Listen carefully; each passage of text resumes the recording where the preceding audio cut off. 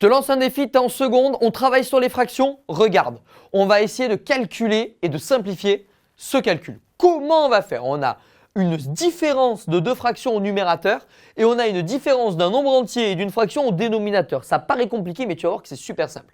Déjà, le 6, je vais dire que c'est 6 sur 1. Comme ça va me changer un peu l'écriture et je vais me rendre compte en fait que je peux trouver un dénominateur. Ici, je vais multiplier par 4 la première, par 4 la deuxième et en même temps, on peut faire x3 ici, x3 ici. Comme ça, je vais avoir les fractions qui vont être au même dénominateur. Au numérateur, ça va me faire 28 huitièmes moins 1 huitième et au dénominateur, ça va me faire 18 tiers moins 1 tiers.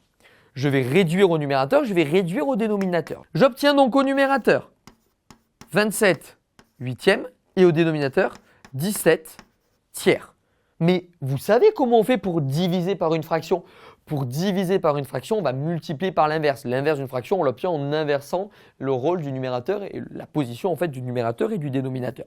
Et là, j'obtiens donc 27 huitièmes multiplié par 3 17e. Et là, on va regarder si on peut simplifier les choses. Est-ce que ça se simplifie? Alors, 27, c'est 9 fois 3. Ici, c'est un nombre premier. Là, c'est 4 fois 2, il y a un 3. Ça ne se simplifiera pas. Donc, on effectue le calcul tout simplement. 3 fois 6, 60, 81. Et au dénominateur, 8 fois 80, 80 et 56, 80 et 56, 136.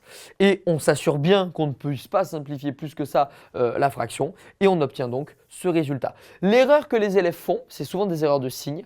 C'est le 6 ici qu'ils oublient de mettre sur 1. Mais c'est surtout ce passage de diviser par une fraction qui revient à faire en fait une division par l'inverse. C'est important de bien positionner son symbole égal pour savoir que c'est lui qu'on divise. Si vous aviez fait cette opération en ligne, on aurait très bien pu dire qu'en fait qu'on effectuait 7 demi moins 1 huitième divisé, mais entre parenthèses bien évidemment, par 6 moins 1 tiers. Donc l'opération de la division, elle porte sur le résultat de ces deux calculs intermédiaires. Donc la position de votre trait de fraction par rapport au symbole égal va faire que vous ne soyez pas induit en erreur ensuite pour pouvoir trouver le bon résultat sans trop te prendre la tête.